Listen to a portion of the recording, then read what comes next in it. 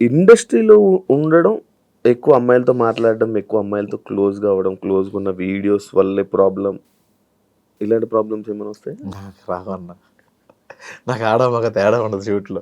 ఆ! తిట్టేస్తాను అందరం నేను. ఆ! సో, బేసిక్‌గా నన్ను అనుమానించరు కూడా అంత త్వరగా. హ్మ్.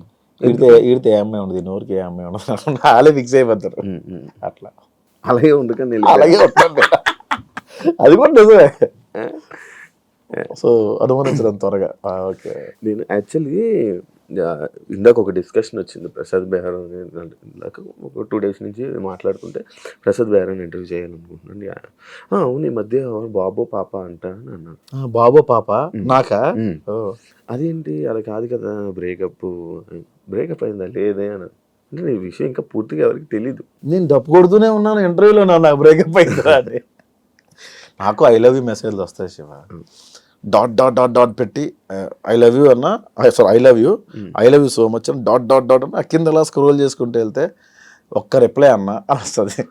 ఈ ఐ లవ్ యూ చూసిన ఎగ్జిట్ అయ్యే లోపు హ్మ్. స్క్రోల్ ఓకే మనకి రాసి పెట్టలేదు.